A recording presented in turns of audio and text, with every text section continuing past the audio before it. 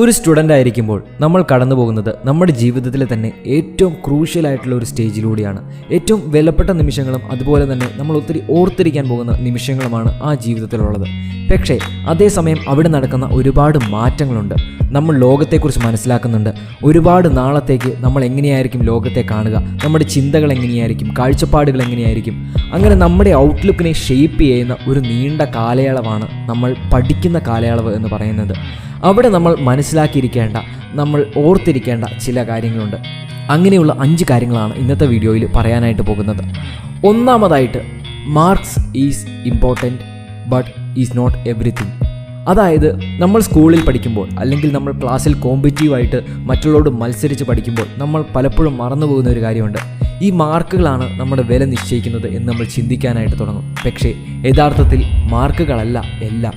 നമുക്കവിടെ കൂട്ടുകാരുണ്ടാവണം, നമുക്കവിടെ character build ചെയ്യണം. ഇതെല്ലാമാണ് നമ്മളൊരു സ്കൂൾ വിദ്യാഭ്യാസത്തിലൂടെ കടന്നു പോകുമ്പോൾ അല്ലെങ്കിൽ നമ്മൾ പഠിക്കുന്ന കാലയളവിൽ നമ്മൾ ശ്രദ്ധിക്കേണ്ട ചില കാര്യങ്ങൾ. കാരണം ഈ കൂട്ടുകാരാണ് നമ്മളെ ഷേപ്പ് ചെയ്തെടുക്കുന്നത്. ഈ ബന്ധങ്ങളാണ് നമ്മളെ ജീവിതത്തിൽ മുമ്പോട്ട് നയിക്കുന്നത്. അതുപോലെ തന്നെ ക്യാരക്ടർ എന്ന് പറയുന്നത് കൂടുതൽ മറ്റുള്ളവരെ മനസ്സിലാക്കുന്ന ഒരു മനുഷ്യനാവൻ, കൂടുതൽ ക്ഷമയുള്ള ഒരു മനുഷ്യനാവൻ, ഒരു നല്ലൊരു ക്യാരക്ടർ ബിൽഡ് ചെയ്യുക എന്നുള്ളതാണ് നമ്മുടെ പഠനകാലത്തെ ഏറ്റവും പ്രധാനപ്പെട്ട ഒരു ലക്ഷ്യങ്ങളിലൊന്ന്. ഒരു വാല്യൂസ് ഉള്ള മനുഷ്യനായിട്ട് മാറുക. പക്ഷേ പലപ്പോഴും നമ്മൾ മാർക്സ് മാത്രം നോക്കിപ്പോയാൽ അതൊരു കോമ്പറ്റീഷൻ സ്പിരിറ്റിലേക്കെല്ലാം മാറാറുണ്ട്. നമ്മൾ മറ്റുള്ളവരെ തോൽപ്പിക്കാൻ വേണ്ടി മാത്രം പരിശ്രമിച്ചുകൊണ്ടിരിക്കും. പക്ഷേ അങ്ങനെയുള്ള കാര്യങ്ങളിൽ നിന്ന് മാറി നമ്മൾ മറ്റ് ജീവിതത്തിലേക്ക് വേണ്ട ചില കാര്യങ്ങളിൽ കൂടി ശ്രദ്ധിക്കാനായിട്ട് നമ്മുടെ പഠന സമയത്ത് സമയം ചെലവഴിക്കണം. അങ്ങനെയുള്ള ഫാക്ടേഴ്സും ഇമ്പോർട്ടൻ്റ് ആണെന്ന് നമ്മൾ മനസ്സിലാക്കണം.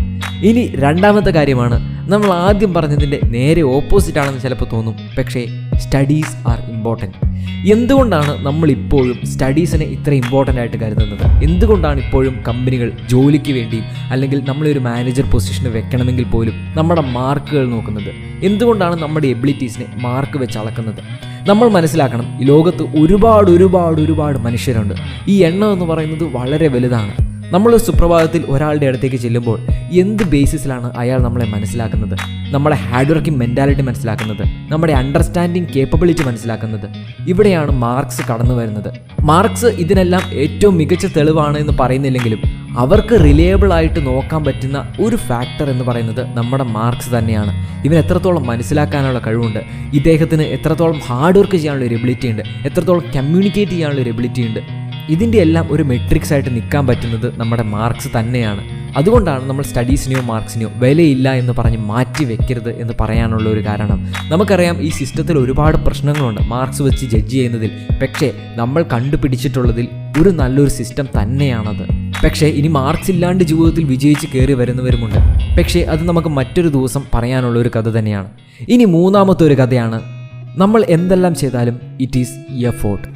നമ്മൾ എന്തെല്ലാം ചെയ്താലും നമ്മുടെ ഗ്രോത്ത് നിശ്ചയിക്കുന്നത്, നമ്മൾ ജീവിതത്തിൽ എവിടെ എത്തുമെന്ന് നിശ്ചയിക്കുന്നത്, നമ്മൾക്ക് ജീവിതത്തിൽ എന്ത് കിട്ടുമെന്ന് നിശ്ചയിക്കുന്നത് അത് നമ്മൾ എത്രത്തോളം എഫോർട്ട് ഇടുന്നുണ്ട് എന്നുള്ളതാണ്. നമ്മൾ എത്രത്തോളം എക്സ്ട്രാ വർക്ക് ചെയ്യുന്നുണ്ട് എന്നുള്ളതിനെ ബേസ് ചെയ്തിട്ടാണ്. അതുകൊണ്ടാണ് നമ്മളൊരു സ്റ്റുഡൻ്റ് ആയിരിക്കുമ്പോൾ നമ്മൾ നമ്മുടേതായിട്ടുള്ള രീതിയിൽ ഒരുപാട് വർക്ക് ചെയ്യണം. കാരണം നമ്മളോട് സ്കൂൾ പറയുന്നതും അല്ലെങ്കിൽ നമ്മളോട് പേരൻസ് പറയുന്നതും മാത്രം ചെയ്തു കഴിഞ്ഞാൽ നമ്മൾ ആഗ്രഹിക്കുന്ന ഒരു ഗ്രോത്ത് അല്ലെങ്കിൽ നമ്മൾക്ക് കിട്ടേണ്ട ഒരു ഗ്രോത്ത് ചിലപ്പോൾ നമുക്ക് കിട്ടിയെന്ന് വരില്ല. അതിന് നമ്മൾ തന്നെ മനസ്സ് വെച്ച് നമ്മുടേതായിട്ടുള്ള കുറേ എഫോർട്ട് ഇടണം. നമുക്ക് കിട്ടുന്ന കുറേ പുസ്തകങ്ങളെ വായിക്കണം, കുറേ കാര്യങ്ങളെക്കുറിച്ച് ക്യൂരിയോസിറ്റിയോടെ അന്വേഷിക്കണം. ആ ഒരു ക്യൂരിയോസിറ്റി നമ്മുടെ ലൈഫിൽ നിന്ന് നഷ്ടപ്പെട്ടു പോകുന്നില്ല എന്ന് നമ്മൾ എപ്പോഴും ഉറപ്പുവരുത്തണം. കാരണം ശരിക്കുമുള്ള നമ്മുടെ ഇൻട്രസ്റ്റുകളിലേക്ക് നമ്മളെ നയിക്കാൻ പോകുന്നത് ആ ക്യൂരിയോസിറ്റിയാണ്. നമുക്കറിയാം, നമുക്ക് ചിലപ്പോൾ ഈ ലോകത്തിൽ ഒരുപാട് ഓപ്പർച്യൂണിറ്റീസ് ഉണ്ടെങ്കിലും എല്ലാം ആവാൻ പറ്റിയെന്ന് വരില്ല. നമുക്കൊരു പട്ടാളക്കാരനാവാൻ പറ്റിയില്ല, അല്ലെങ്കിൽ അതേസമയം ഒരു പൈലറ്റ് ആവാൻ പറ്റിയെന്ന് വരില്ല, അതേസമയം ഒരു വലിയ കമ്പനിയുടെ മാനേജർ ആവാൻ പറ്റിയെന്ന് വരില്ല. പക്ഷേ ഈ എക്സ്പീരിയൻസുകളിലൂടെയെല്ലാം നമുക്ക് കടന്നു പോകാൻ പറ്റും. അതിനാണ് നമ്മൾ ബുക്കുകൾ വായിക്കണം എന്ന് പറയുന്നത്. ഒരു ബുക്കുകൾ വായിക്കുന്ന വ്യക്തി മറ്റൊരാളുടെ ജീവിതം ജീവിക്കുകയാണ്. അദ്ദേഹത്തിൻ്റെ അനുഭവങ്ങൾ, അദ്ദേഹം പഠിച്ച പാഠങ്ങൾ, അദ്ദേഹം കടന്നുപോയ ഈ എക്സ്പീരിയൻസുകൾ, ആ ഇമോഷൻസ്, അതിലൂടെയാണ് നമ്മൾ പുസ്തകം വായിക്കുമ്പോൾ കടന്നു പോകുന്നത്. ഒരു പൈലറ്റ് ഒരു ആകാശത്ത് നിയന്ത്രണം വിട്ട എഞ്ചിൻ തകർന്ന ഒരു എയ്റോപ്ലെയിൻ ഓടിക്കുകയാണ്. അദ്ദേഹത്തിൻ്റെ ഒരു ആത്മകഥ വായിക്കുമ്പോൾ നമ്മൾ അദ്ദേഹത്തിൻ്റെ എക്സ്പീരിയൻസിലൂടെയാണ് കടന്നു പോകുന്നത്. അല്ലെങ്കിൽ ഒരു വിദേശ പടയ്ക്കെതിരെ ഒരു ഗാന്ധി എന്ന് പറയുന്ന ഒരു മനുഷ്യൻ ഒറ്റയ്ക്ക് പൊരുതുകയാണ്. അദ്ദേഹത്തിൻ്റെ അനുഭവത്തിലൂടെയാണ് നമ്മൾ അദ്ദേഹത്തിൻ്റെ ആത്മകഥ വായിക്കുമ്പോൾ കടന്നു പോകുന്നത്. അതുകൊണ്ടാണ് ഇതെല്ലാം നമ്മൾ വിചാരിക്കുന്നതിനപ്പുറം നമ്മളെ ഒരു മനുഷ്യനാക്കി മാറ്റും, നമ്മളെ ഷേപ്പ് ചെയ്യും. അതുകൊണ്ട് നമ്മൾ തന്നെ എഫോർട്ട് ഇടുക എന്നുള്ളതാണ്, നമ്മുടെ ആ ക്യൂരിയോസിറ്റി എന്നും ജീവനോടെ നിർത്തുക എന്നുള്ളതാണ്. ഇനി 4ാമത്തെ കാര്യമാണ് ഡോണ്ട് വറി അബൌട്ട് എക്സ്പെക്റ്റേഷൻസ്. അതായത് നമ്മളൊരു സ്റ്റുഡൻ്റായിട്ട് നമ്മൾ വളർന്നു വരുമ്പോൾ നമ്മളെക്കുറിച്ച് മറ്റ് പലർക്കും ഒരുപാട് ഈ എക്സ്പെക്റ്റേഷൻസ് ഉണ്ടാവും. അത് നമ്മുടെ പേരൻസ് ആയിക്കോട്ടെ, സുഹൃത്തുക്കളായിക്കോട്ടെ, ടീച്ചർമാരായിക്കോട്ടെ, നമ്മുടെ ബന്ധുക്കളായിക്കോട്ടെ. അവർ ചിലപ്പോൾ ഇതിനെ ബേസ് ചെയ്തിട്ട് ഒത്തിരി ഡയലോഗ് അടിക്കും. അവൻ ഇങ്ങനെയാവും, അവൻ അങ്ങനെയാവും, അല്ലെങ്കിൽ നിങ്ങൾ ഇങ്ങനെയാവും. പക്ഷേ ഇതിലൊന്നുമല്ല നമ്മൾ കണ്ണുറപ്പിക്കേണ്ടത്, ഇതൊന്നും മീറ്റ് ചെയ്യാനല്ല നമ്മൾ ശ്രമിച്ചു കൊണ്ടിരിക്കേണ്ടത്. ചിലപ്പോൾ ഇതൊക്കെ നമ്മൾ നോക്കിക്കഴിഞ്ഞാൽ നമ്മളെ തന്നെ ലിമിറ്റ് ചെയ്യുന്നത് പോലെയും ആയി മാറാം. നമ്മുടെ ഉള്ളിൻ്റെ ഉള്ളിലേക്കാണ് നമ്മൾ നോക്കേണ്ടത്. നമ്മുടെ പൊട്ടൻഷ്യൽ എന്താണ്, നമ്മുടെ ടാലൻ്റ് എന്താണ്, അത് അതിൻ്റെ ഫുൾനെസ്സിലേക്ക് എത്തിക്കാനാണ് നമ്മൾ എപ്പോഴും ശ്രമിച്ചു കൊണ്ടിരിക്കേണ്ടത്. Meet your own expectations and set your expectations high. നമുക്ക് എത്രത്തോളം പറ്റുമെന്നുള്ളത് നമ്മൾ എപ്പോഴും ഹൈ ആയിട്ട് വെക്കണം. നല്ല ഉയർന്ന ഡ്രീംസ് തന്നെ നമ്മൾ കാണണം. പക്ഷേ അതേസമയം ബാക്കിയുള്ളവരെ തൃപ്തിപ്പെടുത്താനോ അവരുടെ എക്സ്പെക്റ്റേഷൻസോ മീറ്റ് ചെയ്യാനാണ് നമ്മൾ ജീവിക്കുന്നതെങ്കിൽ ഒരു പോയിന്റ് കഴിയുമ്പോൾ നമുക്കൊരു മീനിങ് നഷ്ടപ്പെട്ടതുപോലെ ഫീൽ ചെയ്യാനായിട്ട് തുടങ്ങും. നമുക്കൊരു വർക്ക് ചെയ്യാനുള്ള എനർജി നഷ്ടപ്പെട്ടതുപോലെ ഫീൽ ചെയ്യാനായിട്ട് തുടങ്ങും. പക്ഷേ ഈ എക്സ്പെക്റ്റേഷൻസ് നമ്മുടെ തന്നെയാണെങ്കിൽ, നമ്മുടെ തന്നെ ഡ്രീംസ് ആണെങ്കിൽ നമുക്ക് ജീവിതകാലം മുഴുവൻ അതിന് വേണ്ടിയിട്ട് പോകാനുള്ള ഒരു എനർജി ഉണ്ടാവും. അതുപോലെ തന്നെ നമ്മൾ മനസ്സിലാക്കേണ്ടത്, ഈ ബാക്കിയുള്ളവർ നമ്മളെ പൊക്കി പറയുന്നത് പോലെ തന്നെ താഴ്ത്തി പറയുന്നവരുണ്ടാകും, നമ്മളെ കളിയാക്കുന്നവരുണ്ടാകും, നമ്മളെ ഡിസപ്പോയിൻറ്റ് ചെയ്യുന്നവരുണ്ടാകും. ഇങ്ങനെ ലോകമിങ്ങനെ ഒരുപാട് കാര്യങ്ങൾ പറഞ്ഞുകൊണ്ടിരിക്കും നമ്മുടെ ചുറ്റുമുള്ളത്. പക്ഷേ ഇതൊന്നും നമ്മളെ തൊടാനായിട്ട് നമ്മൾ അനുവദിക്കരുത്. ഇതൊക്കെ ഒരു പാർട്ട് ഓഫ് ദി പ്രോസസ്സാണ്. കാരണം അവരവരുടെ ജീവിതത്തിൽ നിന്ന് അവർക്കറിയാവുന്ന കാര്യങ്ങളും അവരുടെ കാഴ്ചപ്പാടുകളും വെച്ച് നിങ്ങളെ അളക്കുന്നതാണത്. So don't let anyone's words touch you. ആരും നിങ്ങളെ ഡിസപ്പോയിൻറ്റ് ചെയ്ത്, അതുപോലെ തന്നെ ആരും നിങ്ങളെ ഒരു അഹങ്കാരിയാക്കി മാറ്റരുത്. നമ്മളെ പൊക്കി പറയുന്നവരുണ്ടാകും, താഴ്ത്തി പറയുന്നവരുണ്ടാകും. Don't mind. ഇനി 5ാമത്തെ കാര്യമാണ് ഡോണ്ട് ഗെറ്റ് ഡിസ്കറേജ്ഡ്. അതായത് നമ്മൾ ചിലപ്പോൾ വിചാരിക്കും നമ്മൾ ആഗ്രഹിക്കുന്ന എല്ലാം ജീവിതത്തിൽ കിട്ടും, നമ്മൾ വിചാരിക്കുന്ന പോലെ എല്ലാം നടക്കും. പക്ഷേ ജീവിതം അങ്ങനെയല്ല. നമ്മൾ ആഗ്രഹിക്കുന്ന പല കാര്യങ്ങളും നടക്കില്ല, നമ്മൾ ആഗ്രഹിക്കുന്ന സമയത്ത് നടക്കില്ല. നമ്മൾ എത്ര സ്വപ്നം കണ്ടാലും ചില കാര്യങ്ങൾ നമ്മുടെ ജീവിതത്തിൽ സംഭവിക്കില്ല. നമ്മൾ ആഗ്രഹിക്കുന്ന പോലെ എല്ലാ കാര്യങ്ങളും നമ്മുടെ ഫേവറിന് വേണ്ടിയിട്ടും വർക്ക് ചെയ്യില്ല. ഇങ്ങനെ സംഭവിക്കുന്നതിനോട് നമ്മൾ ഓക്കെ ആയിരിക്കണം. ജീവിതത്തിൽ തിരിച്ചടികൾ ഉണ്ടാവുന്നതിനോട് നമ്മൾ ഓക്കെ ആയിരിക്കണം. ചിലപ്പോൾ നമ്മൾ ജീവിതത്തിൽ 10 കാര്യത്തിനു വേണ്ടി ആത്മാർത്ഥമായിട്ട് പരിശ്രമിക്കുമ്പോഴായിരിക്കും നമ്മളതിൽ 2 കാര്യമെങ്കിലും അച്ചീവ് ചെയ്യുന്നത്. പക്ഷേ ജീവിതം അങ്ങനെയാണ് വർക്ക് ചെയ്യുന്നത്. ഈ 2 കാര്യം അച്ചീവ് ചെയ്യണമെങ്കിൽ നിങ്ങൾ 10 കാര്യത്തിനുള്ള എഫോർട്ട് ഇടണം. Yes, life is hard.